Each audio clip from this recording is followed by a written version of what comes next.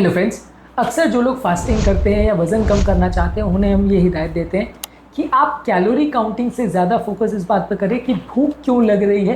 Hunger management पर ज़्यादा focus करें, क्योंकि जब कभी इंसान को बहुत ज़्यादा भूख लगती है, लंबे समय तक अपने आप को कंट्रोल कर पाना मुश्किल होता है। कभी न कभी आदमी केव इन कर जाता है और ज़्यादा खाने लग जाता है, जिसकी वजह से उनका वज़न बढ़ जाता है। तो भूख क्यों लग रही है, किसी व्यक्ति को अगर भूख ज़्यादा लग रही है तो उसको कैसे कम किया जाए, ये ज़्यादा इंपॉर्टेंट है वज़न को कम करने के लिए, रादर दैन सिर्फ बैठ के कैलोरी गिनना कि मैंने एक पराठा खाया तो इतनी कैलोरी हो गई, मैंने एक कुकी खाया तो इतनी कैलोरी हो गई, मैंने दूध पिया तो इतनी कैलोरी हो गई, टोटल आज का मेरा 1700 कैलोरी हो गया, 1500 कैलोरी हो गया। ये काउंटिंग में टाइम वेस्ट करने के बदले ये ज़्यादा ज़रूरी है कि आप अपने भूख को कैसे कंट्रोल करें। भूख ज़्यादा लग रही है तो क्यों लग रही है, ये मैनेजमेंट यदि आप सीख पाएंगे और इसको बेटर वे में कंट्रोल कर पाएंगे तो आपको वज़न कम करने में और डायबिटीज़ और मेटाबॉलिक प्रॉब्लम को कम करने में ज़्यादा दिक्कत नहीं आएगी। तो आज हमारा टॉपिक ऑफ डिस्कशन ये है कि हंगर मैनेजमेंट क्यों इंपॉर्टेंट है, कैलोरी काउंटिंग की अपेक्षा इस पर ज़्यादा फोकस क्यों करना चाहिए। टॉपिक पे जाने से पहले जो लोग हमारे चैनल पर नए हैं, मैं रिक्वेस्ट करूँगा कि चैनल को सब्सक्राइब करें। ऐसा करने से चैनल को कंटिन्यू करने के लिए मोटिवेशन और इंस्पिरेशन मिलती है और हम अपना कंटेंट एल्गोरिथम के माध्यम से ज़्यादा लोगों तक पहुँचा पाते हैं। चलिए शुरू करते हैं।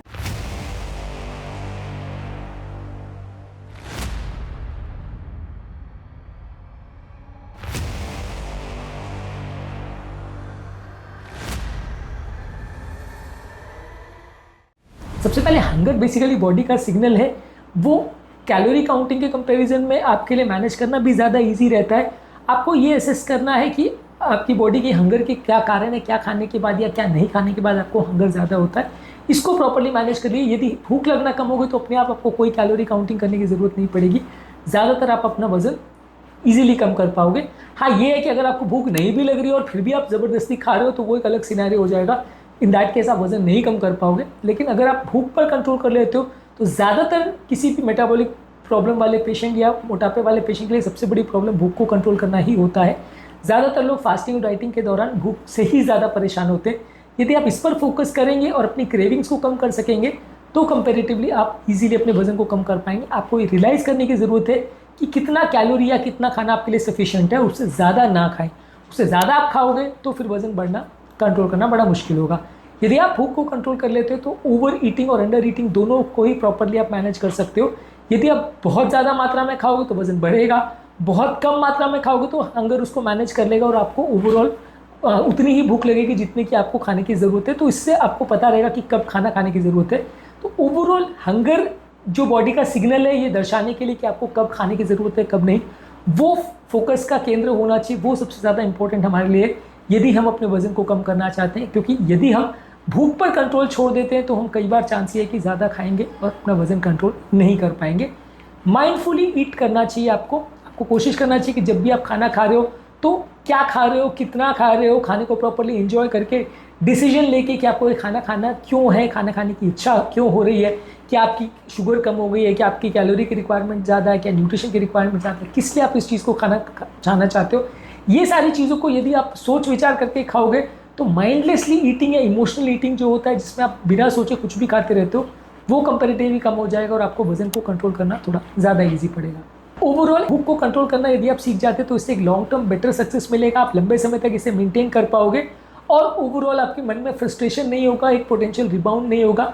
हंगर मैनेजमेंट लॉन्ग टर्म आपके वज़न को कंट्रोल करने में और लॉन्ग टर्म आपके फूड के साथ एक अच्छे रिलेशनशिप को डेवलप करने में काफ़ी अच्छा और उपयोगी होता है। यदि आप बैठ के खाली कैलोरी काउंट करते रहोगे और खाली ये सोचते रहोगे कि 100 कैलोरी अगर मैंने पिज़्ज़ा में से खाया या बर्गर में से खाया या कोल्ड ड्रिंक में से खाया या वही 100 कैलोरी मैंने पालक में से लिया, वो दोनों बराबर हैं, तो फाइनली आपका भूख क्यों लग रही है आपको कभी समझ में नहीं आएगा और वो चीज़ों को खाने के बाद आप अक्सर ज़्यादा खाते चले जाओगे, जबकि वही 100 कैलोरी की पालक या कोई सब्ज़ी खाने के बाद आपकी भूख पूरी तरह शांत हो जाएगी और आप ज़्यादा नहीं खाना चाहोगे।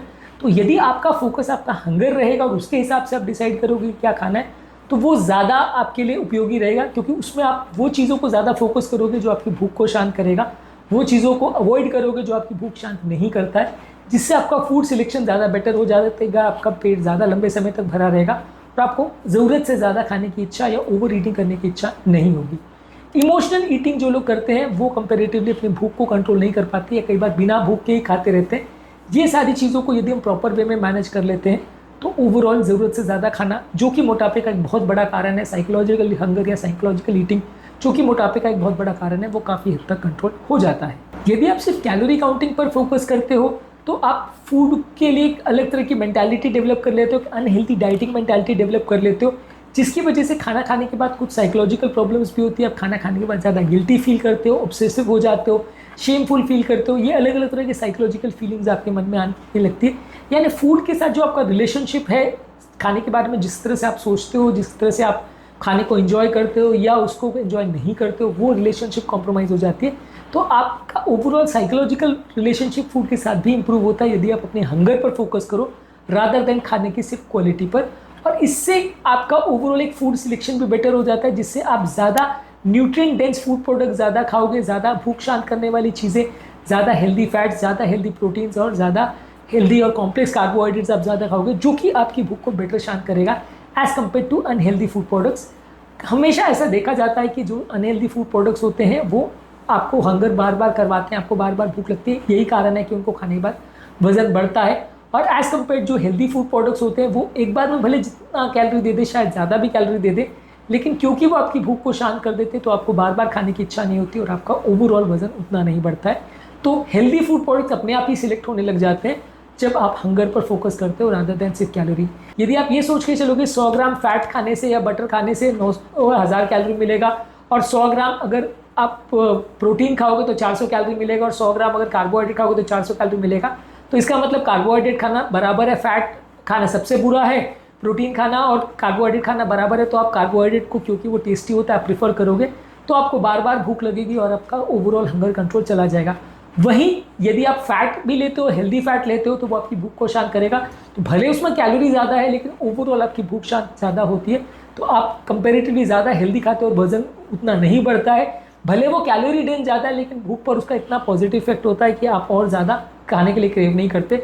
जबकि कार्बोहाइड्रेट कंपेरेटिवली कम कैलोरी का दिखता है लेकिन वो ज़्यादा आपको भूख लगवाता है, बार बार आपकी क्रेविंग्स बढ़ती है, आप और ज़्यादा खाते हो, जिसकी वजह से आपका वजन बढ़ता है। तो ओवरऑल आप अगर सिर्फ कैलोरी पर फोकस करोगे तो आप सिर्फ फैट्स को अवॉइड करोगे और प्रोटीन्स को भी अवॉइड करोगे क्योंकि उतना टेस्टी नहीं होता है, सिर्फ कार्बोहाइड्रेट खाओगे। लेकिन यदि आप हेल्दीनेस पर फोकस करोगे और इस पर फोकस करोगे कि कौन सी चीज़ आपकी भूख को शांत करता है, तो आप फैट को, खासकर हेल्दी फैट्स को, अनहेल्दी फैट्स और ज़्यादा भूख लगा सकते हैं, तो आप हेल्दी फैट्स पर ज़्यादा फोकस करोगे और हेल्दी प्रोटीन्स पर फोकस करोगे और ओवरऑल अपने आप ही आपकी फूड सिलेक्शन बेटर हो जाएगी।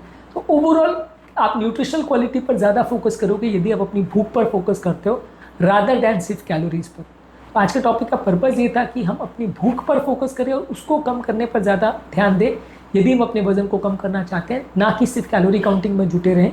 क्योंकि कैलोरी काउंटिंग पे यदि आप जुटे रहोगे तो ओवरऑल कैलोरीज भले आप थोड़ी बहुत कम कर भी लोगे लेकिन ओवरऑल आपका वजन कम नहीं होगा क्योंकि आपकी भूख शांत नहीं होगी और ओवरऑल आप दिन भर खाने के लिए बेचैन रहोगे, खाना खाने की इच्छा करती रहेगी और आप over a period of time जैसे ही आपका रिस्ट्रिक्शन मन का चला जाएगा, आपका सेल्फ कंट्रोल चला जाएगा, आपका वजन वापस बढ़ने लग जाएगा, वो रिबाउंड या यो फिनोमिना वापस से आ जाएगा।